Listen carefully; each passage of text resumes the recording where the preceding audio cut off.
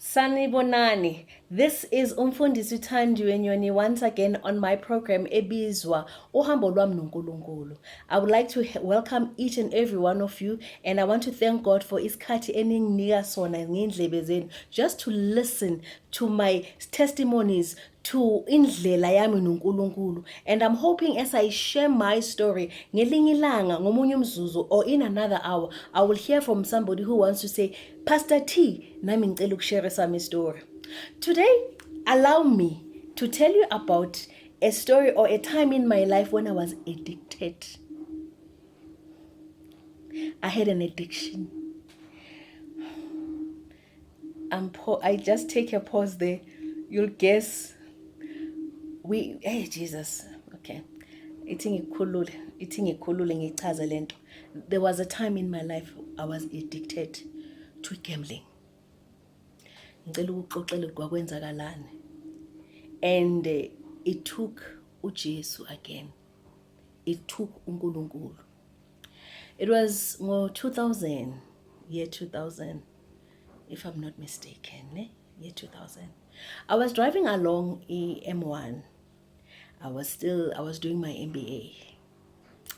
And for those of you who have studied further and who have qualifications such as mine, our MBA, you know ukuthi it costs it really costs your mind, your soul, your strength, unyaka wonke, your days, your hours. You work ngazathi there is no tomorrow. You every ounce of your being is deposited or is invested emsebenzweni wesikolo. So it so happened that in December year 2000, I had finished my studies. Like, you know, the assignments are in, the exams have been written, and siqedile for the year, basically. But mina, esuthandiwe, I had so much time in my hands now. I did not know what to do with it. Ujwayele umsebenzi ongaka unyaka wonke. There comes December, there's nothing else. And at that time, I also had challenges ku area relationship. I'm not going to talk about that today. I just want to talk about this journey noNkulunkulu nge-addiction. Hayi nangu Thandiwe uyadriver one time udlula Gold Reef City. And ubona le ndawo emabazibazi. I've seen that place before. In fact, it has never touched me, it has never moved me. But for some reason, ngo-December ka-2000, ngathi mangidlula, angazi ngafisa nje ukuyongena. Yimi loyo, I'm calling my mother ukuthi, oh okay, ngiyalapho. Futhi there was nothing wrong at that time, because the reason I had to call it, because when I was doing my MBA, my mother was the only person who was looking after my daughter, Oriatle. So I really had to report ngoba ngizobuya ebusuku, and akusekho isikolo manje ukuthi ngizathi ngibuye ebusuku for what reason. Fine, ngiyangena eGold Reef. Futhi it was new. Yangena ndlela yandawo mishini le tititi le nibone TV. For some of you who've been there, you understand. Ngiyaqala ngiyadlala, ngiyayijoyela lento. First day hayi ngiyidlala. Futhi ngiyaluza. I don't even remember whether I lost or won, but I mean, I've lost all the time. I've really lost all the time gambling, all the time. But there was just this thing that in me that wanted me to go back again. At first, I would just go back and ngiyodlala futhi. Kancane I started wanting ukubuyisa imali yami le ngilahlile. Yani buyisa imali yami elahlekile again. But I was in a place where it was almost like, yes, addiction is something. Addiction ifana nesilwane esigwinyayo. Uthi ungaphakathi uthi uyaphefumula ukwazi. Somehow sikubambile. It became a habit. Ngizaphuma emsebenzini ntambama, drive near Gold Reef City. Weekends, sometimes bengasasho ukuthi ngiyaphi. I would even come back. In fact, you know, mina ukudrive ebusuku at that time, it was not an issue. I would not even report anymore. Yabona ukuthi phumile, gone.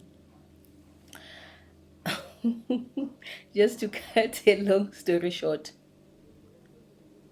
it became a habit. I had to, at some point, bengihlala a casino until 12 a.m. Reason was, bengilahlekelwa or bengidlisa yonke imali. Ngimele ukuthi makushaya u-12, i-ATM, it allows you to withdraw again. I withdrew imali kade nginayo ku-my bank account, ngadlulela ngaya ku-credit card. Ngangene kwisikoloto. Ngaba nesikoloto, isikoloto or izikoloto to some extent namhlanje ezinye zazo angakwazi nokusettleisha. I remember I used to share my story with my younger brother Okutu, Mimbizu Mod. He's a born again child of God. And he used to share to give me moje, so telling me about Christ all the time and inviting me to church. But the one thing about him that was so profound and challenging. Umot bekina look thula, like that peaceful face. And umbuke umxoxela izitori zakho ngokuba addicted to gambling, but azokuloka kutshela nje ngoNkulunkulu. Just one time ngoSeptember ngathathe ngizame lento nami ngihambe naye sisontweni sahamba. Ngathi ngingena emnyango wase Grace Bible Church la ePimville, ngiyazwa nje okunye nje ukuthula enhlizweni yami engakaze ngakuzwa anywhere else. What do? Tell you the truth, I don't even remember what the preaching was all about. But I remember when they called altar call for people to come and receive Jesus Christ. I was amongst those people who went in front to go and receive Christ. Mangizothi uhambo lwami noNkulunkulu ukuthi uNkulunkulu ngithathephi. This is one of the stories that I want to share with the world. Ukuthi even as a beast as big as a gambling or any other kind of addiction, uNkulunkulu is able to take you out of yona. Ngitho noma ngibe born again ngalo September waka 2000 ngibe born again 2002 kaMampela. Mina had started gambling 2000.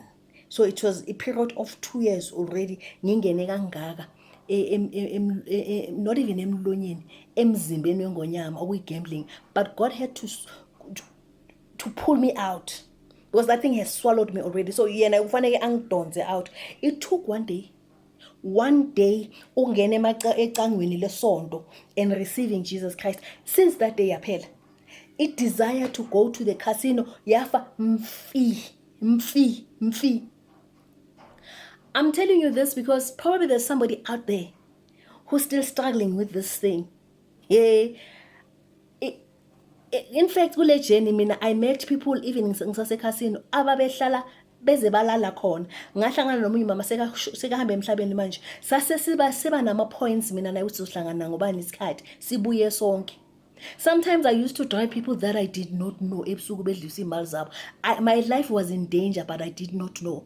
However, uNkulunkulu, even noma bengamazi at that time, he covered and protected me. Or ngathi bengamazi ngoba mhlabe bengimazi from high school but ngamlandeli. But he made sure ukuthi I am covered. Uhambo lwami noNkulunkulu. You have a journey as well, noNkulunkulu. Please take time to reflect and tell us your story. I have a lot to say. In the coming weeks, months, we'll be sharing whether it's my story or it's somebody else's story about uhambo lwabo noNkulunkulu. We will make sure ukuthi siyakhulisana, siyancedisana, siyaprotectana, so that uNkulunkulu abe uNkulunkulu empilweni zethu.